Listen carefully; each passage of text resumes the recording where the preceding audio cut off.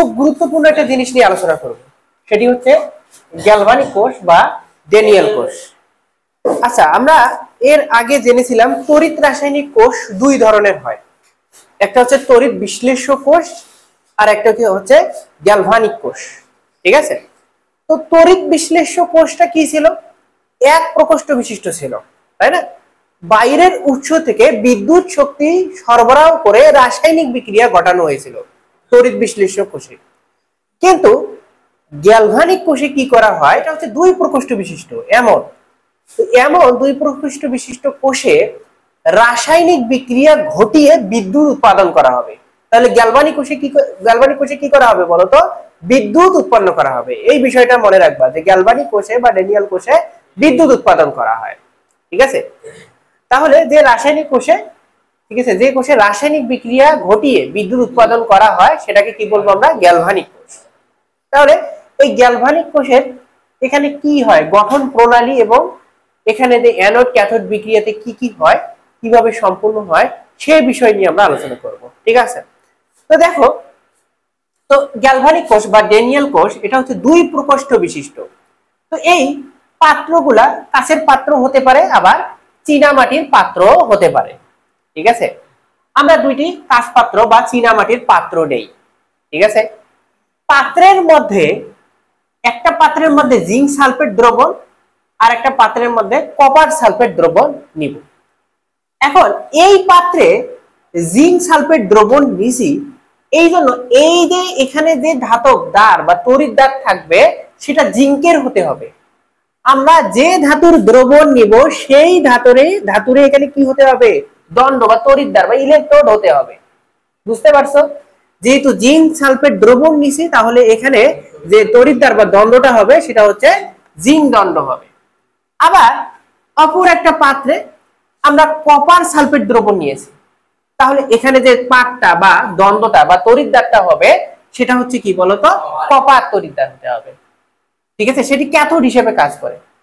আচ্ছা, কোনটি ক্যাথোড এবং কোনটি অ্যানোড হিসেবে কাজ করবে সেই বিষয় নিয়ে আমরা পরে আলোচনা করব।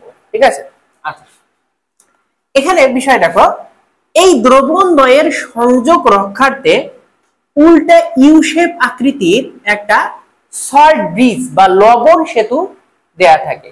দ্রবণ দ্বয়ের সংযোগ রক্ষা করা কার কাজ বলতো?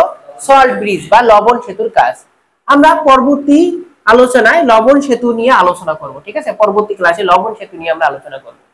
আচ্ছা, এবং এই যে এখানে আরো একটা কাজ কি করব, একটা পরিবাহী তার দিয়ে, দেখো এই যে পরিবাহী তার দিয়ে দুই তড়িৎ দ্বার সংযোগ করে দেব।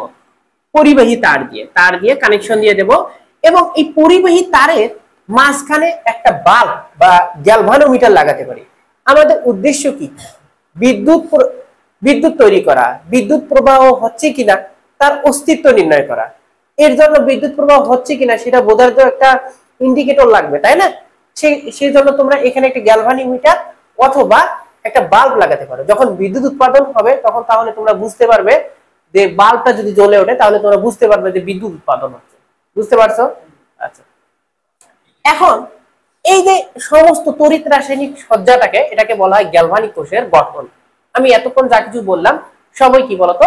গ্যালভানিক। এখন এই পাত্রে যে ঘটনাটা ঘটে, তাহলে এই যে জিঙ্ক পাত এটা অ্যানোড হিসেবে কাজ করে, তারপর এখানে কপার পাত এটা ক্যাথোড হিসেবে কাজ করে। তোমার এখান থেকে একটা প্রশ্ন আসতে পারে যে কোনটা অ্যানোড? জিঙ্ক কি কেন অ্যানোড হলো, কপার কেন অ্যানোড হলো না, বা কপার কেন ক্যাথোড হিসেবে কাজ করতেছে? বুঝতে পারছো?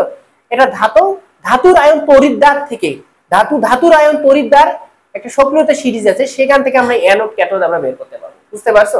আচ্ছা, সেটা নিয়ে তোমাদের একটা ক্লাস নিব আমি। আচ্ছা, এখন যেহেতু অ্যানোডের কাজ কি?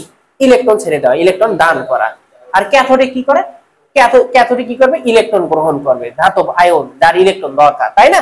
আচ্ছা, এখন এই যে তড়িৎদ্বার, যেহেতু এটা জিঙ্ক তড়িৎদ্বার, সেহেতু জিঙ্কের একটি পরমাণু দুটি ইলেকট্রন ছেড়ে দেয়। তড়িৎদ্বার থেকে দ্রবণে চলে আসে কে? জিঙ্কের একটা পরমাণু। এই যে তড়িৎদ্বারে জিঙ্কের পরমাণু দুটা ইলেকট্রন ছেড়ে দেয়, দণ্ড থেকে কোথায় চলে আসবে বলতো? দ্রবণে চলে আসবে। দ্রবণে কিন্তু আগে থেকে জিঙ্ক 2+ আয়ন আসেই, এখন দণ্ড থেকেও আবার জিঙ্ক 2+ আয়ন আসতেছে, তাহলে জিঙ্ক 2+ আয়নের আধিক্য কিন্তু ঘটতেছে। দ্রবণে আগে থেকে জিঙ্ক 2 প্লাস আছে, আবার দ্বন্দ্ব থেকে দ্রবণে চলে আসে, তাহলে জিঙ্ক 2 প্লাস আয়ন বাড়তেছে না, আধিক্য বা ঘনমাত্রা বেড়ে যাচ্ছে। তাহলে এখানে অ্যানোড বিক্রিয়াটা আমরা কি লিখবো দেখো, অ্যানোড বিক্রিয়া, অ্যানোড বিক্রিয়া। তাহলে এই যে দণ্ডের জিঙ্ক দুইটা ইলেকট্রন ছেড়ে দিচ্ছে, দুইটা ইলেকট্রন কমে যাচ্ছে, দুইটা ইলেকট্রন কমে যাচ্ছে, যতটা ইলেকট্রন দিচ্ছে ততটা আয়ন চার্জ গঠন করতেছে, বুঝতে পারছো? বা বিক্রিয়াটা তোমরা ওই দিকেও লিখতে পারো বা এইভাবে লিখতে পারো। হ্যাঁ, জিঙ্ক কি করতেছে, দুইটা ইলেকট্রন ছেড়ে দিচ্ছে, এই দুটো দেখো, এই যে দণ্ডের জিঙ্ক সে কি করলো, দুইটা ইলেকট্রন ছেড়ে দিল, ছেড়ে দিয়ে দ্রবণে চলে আসলো, আর দুইটা ইলেকট্রন এই দিক দিয়ে, হ্যাঁ এই দিক দিয়ে চলতে থাকে, ঠিক আছে, এই তারে তারে চলে আসে। এখানে যখন তারে তারে চলে আসে তখন বাল্বটাকে কিন্তু জ্বালিয়ে দেয়, ঠিক আছে, এই ইলেকট্রনটা ফ্লো হচ্ছে দিকে বাল্বটা জ্বলে উঠতেছে কিন্তু, বুঝতে পারছো? এখন এই যে দ্রবণে আগে থেকে থাকা কপার 2 প্লাস আয়ন, তার তো ইলেকট্রনের ঘাটতি, তার তো ইলেকট্রনের দরকার, ঠিক আছে, এই দ্বন্দ্ব দিয়ে আসা ইলেকট্রনকে রিসিভ করে এই কপার 2 প্লাস আয়ন, বুঝতে পারছো, ক্যাথোড বিক্রিয়া ঘটাবে। সে তো আর জারণ বিক্রিয়া ঘটাতে পারবে না, তাহলে ইলেকট্রন দান করতো, তার তো ইলেকট্রন গ্রহণ করা দরকার, সেই ইলেকট্রন পাবে কোথায়? ঠিক আছে, এই যে তারে তারে আসা ইলেকট্রন, জিঙ্কে ছেড়ে দেওয়া ইলেকট্রন এখানে এসে জমা হয়, সেই জমা করা ইলেকট্রন আমরা গ্রহণ করে কে, কপার 2 প্লাস আয়ন। তাহলে দেখো এখানে লিখবা যে ক্যাথোড বিক্রিয়া, ক্যাথোড বিক্রিয়া, ঠিক আছে, ক্যাথোড বিক্রিয়াতে তাহলে এই যে দ্রবণের copper 2 plus ion, copper 2 plus ion দুইটা ইলেকট্রন গ্রহণ করে কপারে পরিণত হচ্ছে, বুঝতে পারছো? এই যে সমস্ত এইভাবে চলতেছে, বাল্বটাও জ্বলতেছে, বুঝতে পারছো? এখন এই যে তোমরা অ্যানোড ক্যাথোড বিক্রিয়া বুঝতে পারলে, এখন সামগ্রিক যদি কোষ বিক্রিয়া লেখো, সামগ্রিক কোষ বিক্রিয়াটা যদি লেখো, ইলেকট্রন গুলো কাটাকাটি যাবে, এইখানে থাকতেছে জিঙ্ক, হ্যাঁ zinc plus copper 2 plus ion, এই দিকে থাকতেছে zinc 2 plus ion plus copper, এটাকে সামগ্রিক কোষ বিক্রিয়া বলে, বুঝতে পারো নাই? এই যে ইলেকট্রন কেটে গেল, এখানে এই দিকে বাম সাইডে কে থাকতেছে, জিঙ্ক থাকতেছে, কপার থাকতেছে, আবার এই যে জিঙ্ক 2 প্লাস থাকতেছে, আর এইদিকে কপার থাকতেছে, বুঝতে পারছো? এটাকে বলা হয় সামগ্রিক কোষ বিক্রিয়া, বুঝতে পারছো? এবং আরো একটা প্রশ্ন এখানে এসে থাকে, এই যে অ্যানোড তড়িৎদ্বার একটা ঋণাত্মক তড়িৎদ্বার, অ্যানোড তড়িৎদ্বার ঋণাত্মক তড়িৎদ্বার কেন?